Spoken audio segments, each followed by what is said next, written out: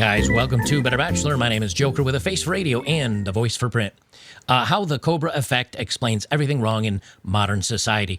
Whether you're looking at politics, whether you're looking at the economy, whether you're looking at military, dating, marriage, divorce, everything Hollywood going woke, everything boils down to a couple of things, which is perverse incentive, which we're going to talk about, Campbell's Law, and good arts law. And these are some explanations that may help you understand why we keep making all these stupid decisions and never fix anything. That's because they've got their eye on the prize or the end result statistics without worrying about the collateral damage or them manipulating the data to get to the number they want. And that's why I happened to come across this SpongeBob meme. I thought it was funny when you finish fixing something and it now no longer works. And when you look at everything that I just previously mentioned, and you say, yeah, none of it's working anymore, everything's broken, everything's getting worse, I feel like I'm taking crazy pills. No one else seems to be seeing the things that I'm seeing.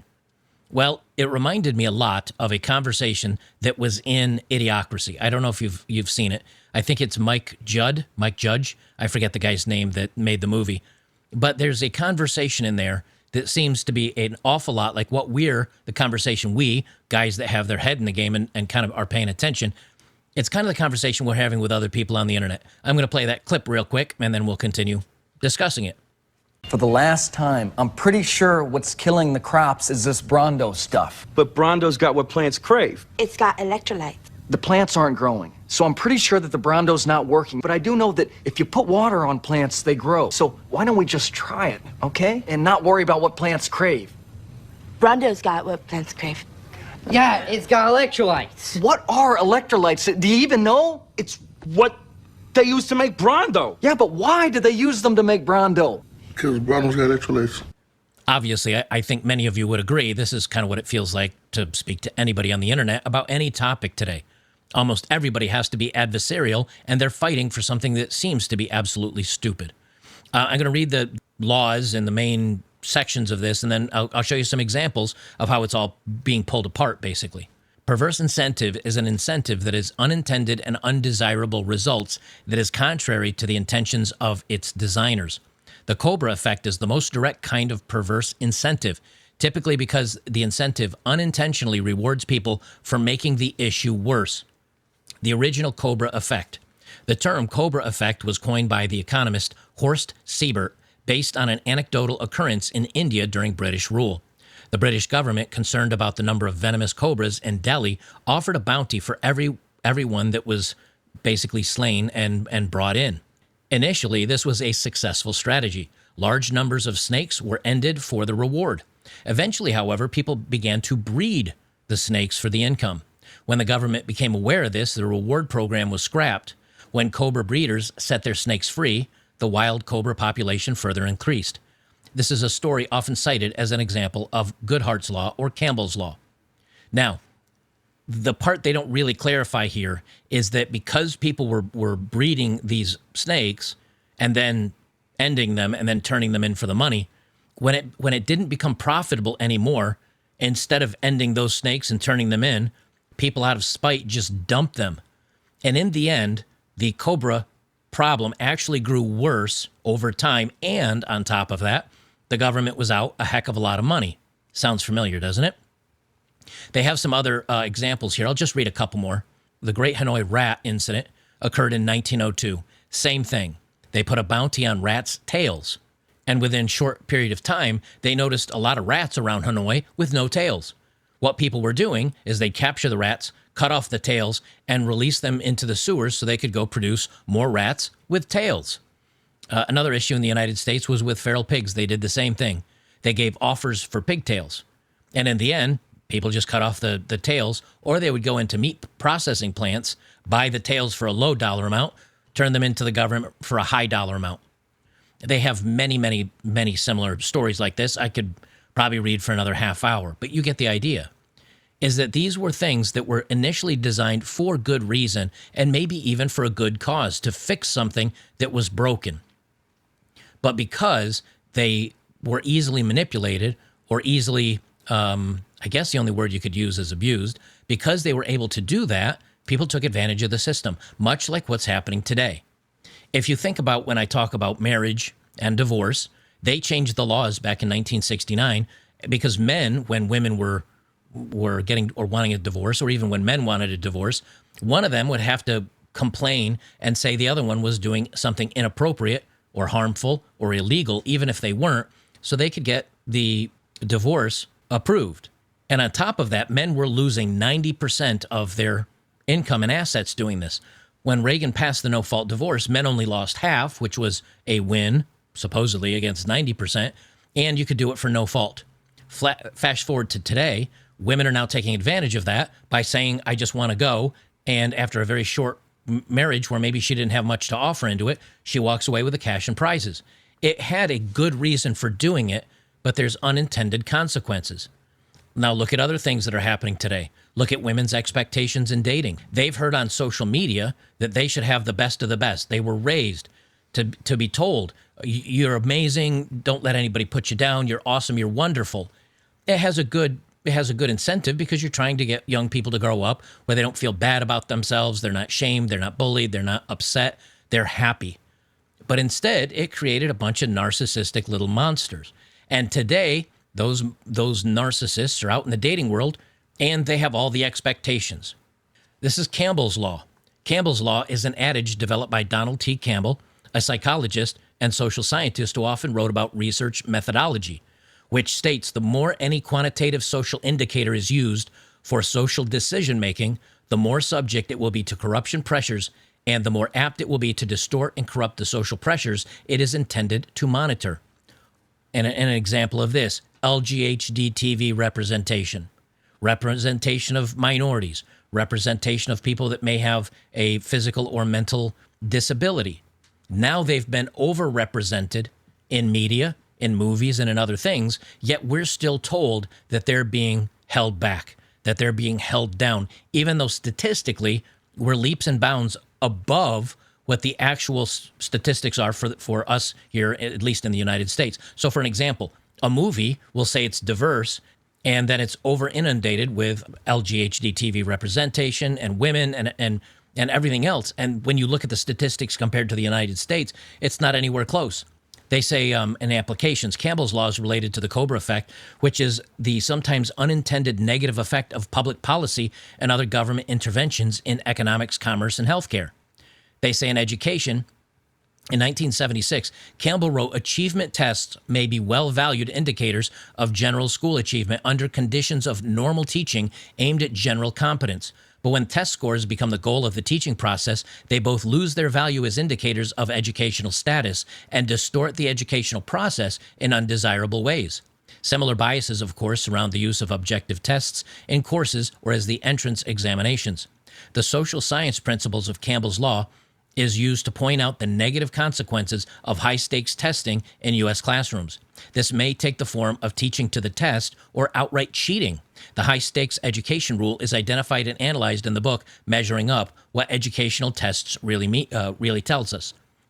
Campbell's Law helps people discern that Race to the Top, an Obama administration program, and the No Child Left Behind Act, enacted during the George W. Bush administration, can actually impair, not improve, educational outcome. When someone distorts decisions in order to improve the performance measure, they often surrogate, coming to believe that the measure is a better measure of true performance than it really is. What are some examples of this? We'll take some easy ones. The bug and the jab. We had COVID and the jabs, right? Well, they wanted to hit a certain statistic so badly that they left a lot of the science out. They silenced certain scientists. They had very selective hand-chosen data, and it was more about the data than the process actually getting there. It was about the end result that they wanted to report without talking about all the other issues and problems that it had. It was about making sure everybody got this, but damning any business or company that decided to stay open and not have their people do this, or closing the economy. It led to one of the largest money printing exercises in the United States. They were so focused on one number, the number of people jabbed and the number of people staying home and the number of people protected there, that they ruined kids in their classrooms and their education, setting children, some kids back multiple years. They closed businesses. They tried to use OSHA to close the entire economy, and they fired several people in military. from fire departments and police departments. They remove them. In California, they had the Hollywood production sets open where people could go and get a bite to eat, but a restaurant right across the street, they had the same outdoor seating and all the other rules in place, were forced to close because they were concerned only about that one small number. They destroyed everything around it to achieve that goal. Another example is talking about crime. Right now, they're saying crime is down over the last couple years, but anybody with a set of eyes knows that crime has actually gone up. But what they don't focus on, what they don't talk about, is the FBI changed how the numbers are tabulated and how police stations in large, upscale, major cities have changed the way that they report. And they weren't able to report on the new system the FBI put in place because they couldn't upgrade their systems. Either they didn't have the money or the ability. And so for several years, these numbers, including 2024, 2023, 2022, 2021, those years they couldn't report the numbers. So the actual number in reality is going down, or not in reality, but the actual number being reported is going down, even though statistics say otherwise, because they're only concerned with the end result, being able to report a good number. Same thing's happening in the economy. They're very excited to talk about how the stock market is at a record high, not talking about the inflation that's also being baked into the market. They're saying sales of goods and consumer spending as it is very high, which is a robust economy, without talking about the fact that when inflation is actually baked into the cake, when that is calculated, we're basically flat in all those metrics. And I'm not going to get into all these. These are things that you can look up yourself. I've seen the news stories over the past few days, so I'm not going to boil down. But the point is that they're so worried about specific numbers that they don't take the overall effects into the end result. And again, this relates to marriage, divorce, economy, everything. And I'll give you some examples again at the end. And what's Goodhart's law?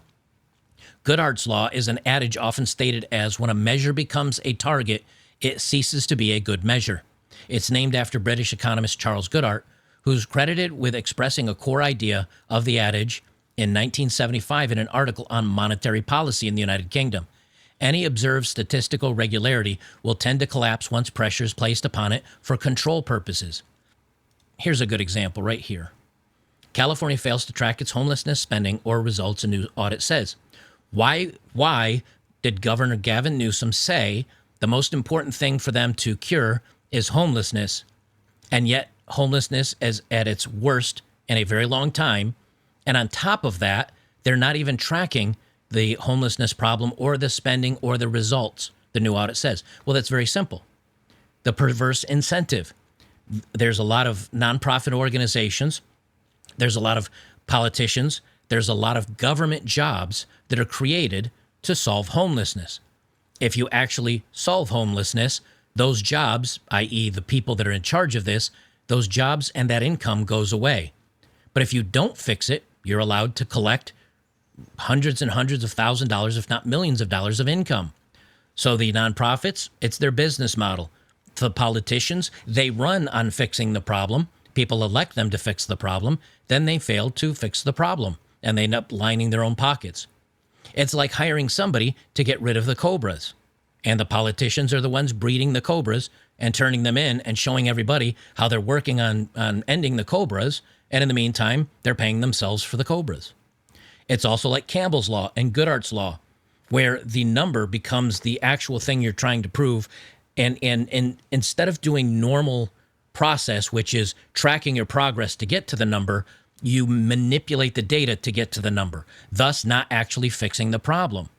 And if you don't audit it, if you don't audit the results, then you never have to show your progress, and you never have to show whether you hit or missed the number. I've got some other examples as well. This is from a Damy the Dime or Damy the Dime. She's on Twitter, and she's on X, I guess you call it, Twitter now. And this is a screenshot I took right before doing this video because somebody shared this screenshot. And I went to her page, and she shared this just a couple days ago. Now, don't go give her a hard time because as of now, there's 1 comment, 1 repost, 0 likes. So no one's even paying attention to her. We should continue that trend. But she says, since I have so many DMs asking this question, here's the answer to the question. I'll get to that in a moment. She has one comment on this, one retweet, which was probably the picture I saw of it, and 0 likes on this. She does not have a bunch of DMs. She does not have a bunch of people asking her this question. No one's paying attention to her. But she's got these high requirements to date. I think you guys will enjoy this. I'm going to read them, but this falls back to the Cobra Effect. She says, requirements to date me. Make at least $200,000 a year. Have an American Express black card that I can use at any time. Have a brand new luxury foreign car. Own a house with a pool so I can have parties. Pay all my bills and finance my luxury lifestyle. If you have kids, they're never to come around me. Cook, clean, and do the laundry. Never question me. Accept that I have a husband and a boyfriend. Understand that I'm too pretty to do any kind of work, including housework. For those of you just listening, spoiler alert, no. Don't expect 3x, or don't expect 3,000. Don't expect 3 times dollars dash. I don't know. You're to pay for my vacations, but you aren't invited. This is obviously delusional. Why does she get away with this? Because it goes back to, like all things, the laws that we just talked about. She has been taught and she has been told throughout the years that you're special, you're wonderful, you deserve everything, you can do no wrong. But the unintended outcome is women now have such high expectations for themselves and demand so much and think that they're so better than everybody else, they cannot find anybody that is worthy of them in their own delusional minds. This, again, is the Cobra Effect. While trying to give women the self-confidence and the boldness to go out and fight for what they think is theirs and go out and fight against the patriarchy to get those jobs and the equal pay and the equal money and don't settle for less than what you deserve, they've actually programmed these women to be absolutely miserable, unhappy, unable to find what they actually want. And the ones that are paying the most for it, ironically, are not the men that are trying to date them. It's the women themselves, because they're never going to find happiness because they've gone crazy. Here's another example of it. She says, I have a boy, and these are all from like the last day or two. She says, I had a boy tell me I must be crazy if I expect him to drive 2 hours to see me. Then my boyfriend drove 8 hours to spend 15 hours with me, then drove back for work. You're never the crazy one. You're never asking for too much. Your standards aren't too high. You've always just been asking the wrong person, girlfriend. And below that it says, don't settle. This has 17,000 comments on it and 287,000 upvotes. Now ask yourself this. She was talking to a guy and he said, I'm not going to drive 2 hours to see you, which is the smart decision. But she also had her boyfriend drive 8 hours to spend 15 hours with her and then drive 8 hours back home. Why was she talking to another guy and asking another guy to come see her if she has a boyfriend? Now, I did not go to look at this because this is on Instagram, but if it has, I'm sure, 17,000 comments, there's probably a lot of people asking the same question I just asked. But there's 287,000 people that agree with this, and I doubt they're guys agreeing with this. The same thing has happened to her. The unintended consequence of giving these women the idea that they're the prize and they're special and deserve no less has made them into raving lunatics. And we see it. We're the people standing on the outside saying, you do realize, right, that you're getting overrun with snakes. And you've got people making snakes. And they're part of this problem. And we're called the bad ones for noticing the problems and pointing out that there's snakes everywhere. And that's what makes it feel like we've gone crazy, because we can see what's going on. We can see the entitlement. We can see the narcissism. But so many people act like we're the bad ones because we notice that we're basically drowning in snakes. Here's another example. Again, I just found this today. This was posted by Dungeons and Dragons, and it is the new empowered female, I don't know, human or elf archer who's handy capable. She's in what looks to be like, I guess you'd figure like D&D armor with an old bow, yet she's sitting in a modern wheelchair. That's problem number one. But number two, What myself and many others noticed on this picture are her legs. For those of you just listening, her legs are rippling in muscle. If you're unable to use your legs and you're unable to walk and you're constrained to a wheelchair, how are your legs rippling with muscle? That it doesn't make any sense. And when it's raining out, so I got to change my gait here a little bit. When we point this out, we're the bad guys because we notice it, even though it doesn't make any sense. This is, again, perverse incentive. And when we talk about Campbell's Law of measuring the results and only worrying about the final metrics and not worried about how we got there, we're missing the point that this is a representation of probably less than 0.0001% of the population. Yet this has become the main theme in video games and in movies and in all the other things that have gone woke. That it doesn't make any sense because they're not worried about how did we get here. They're worried about talking about we need to be here. I'll continue on a couple more. This is a street, what would you call these? I guess a street event, street takeovers. You've got lines of cars of traffic in every direction that are stuck. And you've got a bunch of entitled and enabled young people out here watching cars go around in a circle. Not pictured the police SUV that showed up and 20 young people started kicking it, jumping on top of it, and smashing in the windshield, and the cop had to leave. Because you can't do anything when you've got 100 kids destroying your vehicle. You can't certainly arrest them. You can't get out of your vehicle, or they could easily overpower you, mob you, and end you, and you would not even get your sidearm pulled out before it was over with. This is mob rule. I'm going to just show you a second of this.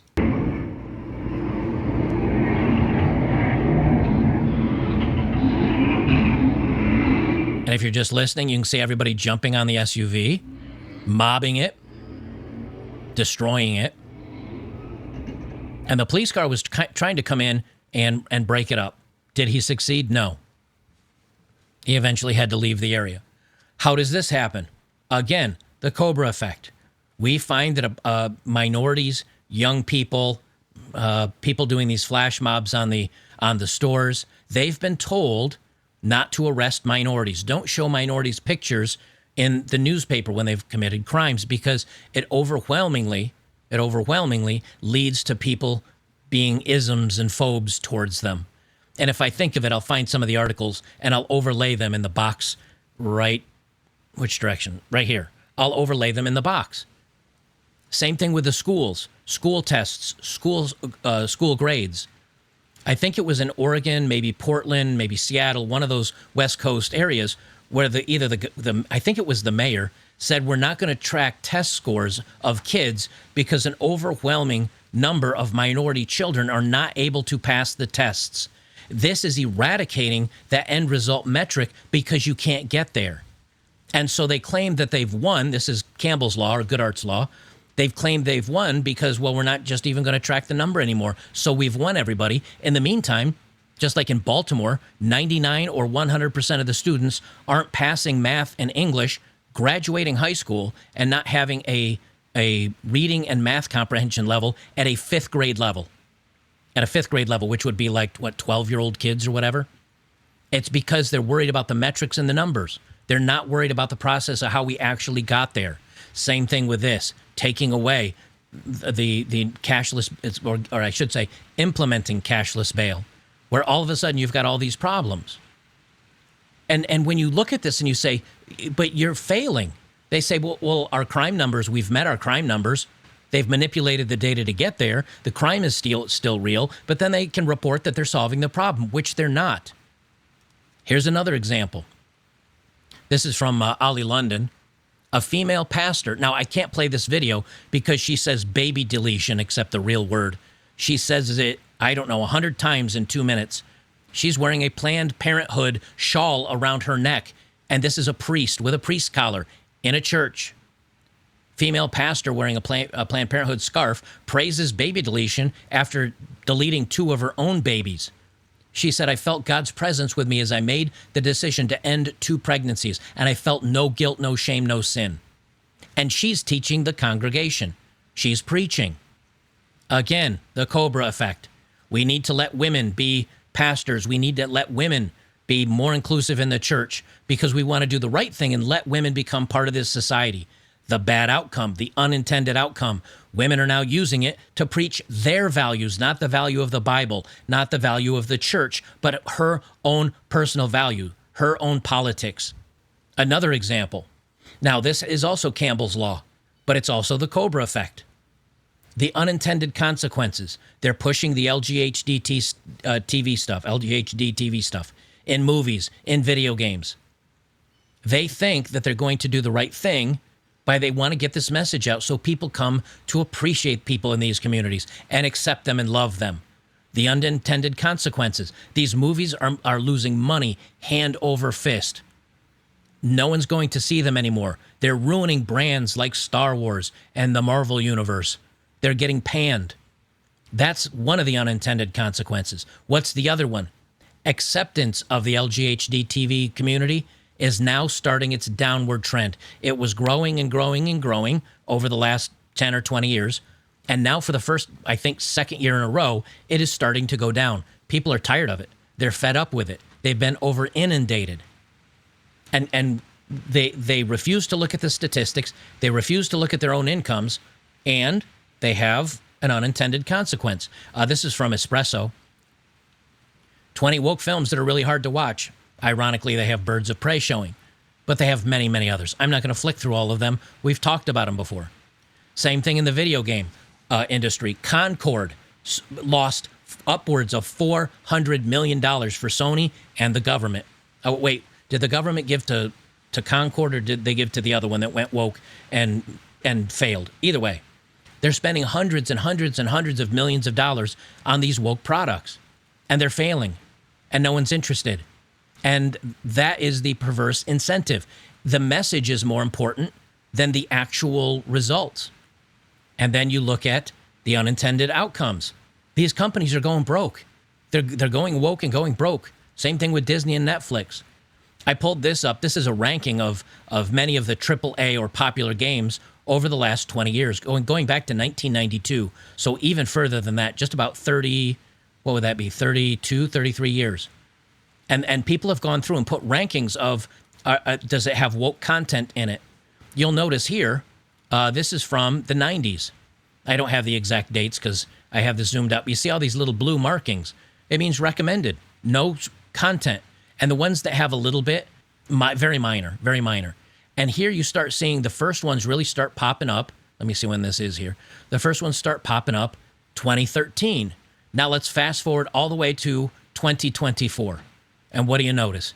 Every single game that they've put on this list, which is, to be announced, coming soon, recently released, all of them, red, almost all of them. I'd say 1 out of 20, maybe 2 out of 20 are actually recommended or blue. The rest are red. They're forcing it down our throats. The unintended consequence, people are going back and playing old games. People are boycotting these new games. People are becoming disinterested. And again, they're using Campbell's and Good Arts Law. The statistic that they're looking for is acceptance, ratings on the Rotten Tomatoes or whatever. But how did we get there with Campbell and Good Arts Laws? Rotten Tomatoes has changed the way that they rank movies. Same thing with Metacritic, same thing with IMDb. They're changing the metrics they use for the viewer scores because they want a good viewer score. The target is the viewer score, not actually happy people, not people that are liking their content. They're focusing on the end user score so they can brag that it's certified fresh or it's got 80% by viewers. And then when you look, it's actually got a ton of bad views, but they're not counted because they changed the metrics. And their incentive is off. The incentive should be have people have fun playing your games and you become a profitable company. Neither one of those metrics are being met. I've got an example here. I've got a couple examples of where people are learning. They're actually looking at the data. And they're realizing that they've got a Cobra problem. And they're backtracking. I'm not going to read the article, but this is the headline. The world's biggest banks pledge support for nuclear power. Names including Bank of America, Morgan Stanley, and Goldman Sachs boost COP28 goal of tripling capacity by 2050. They're now moving, while they're not moving away from solar and wind, they're realizing solar and wind isn't working, and they're having to fire up these old coal plants. So now what they're going to do is they're going to try to use a combination of solar and wind and nuclear. They learned that the metrics that they were looking at, no matter how hard they tried and said to the world, this is great, everybody, look at us, like Germany, they realize it's failing.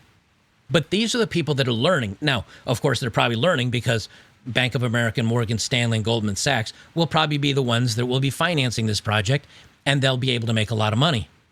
But they at least have a reasonable incentive, which is money, greed. And they're coming back around to at least being in the world of reality. Now, here's another example that might surprise you. For those of you just watching, I know this is kind of hard, or just listening. I know it doesn't matter to you. I'll blow this up as big as possible. This is, again, from Ollie London. I happened to hit his feed earlier today. And he says, Lizzo shows off her impressive new slimmed down look as she flexes her muscles in the gym. I made fun of Lizzo a lot. I made fun of her a lot. I'm gonna turn down the volume on this a little bit. But I'm going to let you listen to what Lizzo says about her own workout. And Lizzo's realizing that the proud and fat movement, the body positivity movement, it's a Cobra. It's a Cobra effect. It's not working. It's not going to work for you. You can try to say it's working and make yourself feel good about it. But I'm going to give Lizzo some props where it's due. She's lost probably. Now, of course, it's probably an Ozempic diet along with her working out. I don't care. She's at least realizing, hey, you know what? I got a problem and it's not working and I can't talk myself out of it. So I got to make some changes. I think this is I'm not a fan of Lizzo. I don't like any of her music, but she's at least come back to reality. And maybe this will spur more people to do the right thing. I'll just play a couple seconds of it. Those are Yitty leggings. That's a Yitty bra. We look good. The pockets are deep, literally and figuratively. Look at those abs. Somebody called me skinny on the internet. I said, bitch, where? If anything, I am thick. Fat and thick. That is FHICK. Anyways, let's get into this workout. I don't know what any of these moves are called. Lizzo just called herself thick, not with two C's, but CK. I'm sorry for the white noise, by the way. It's pouring outside. It just started. She says THICK, thick, as in fat. Lizzo just called herself fat, even though someone else was saying she looked skinny and complimenting her. She has come back to the world of reality. She realizes she has a Cobra effect. She has a problem, that she has bad incentives, and she's fixing it. And I'm going to give props where they're due. She's coming back around to reality, and she's going to be happier for it.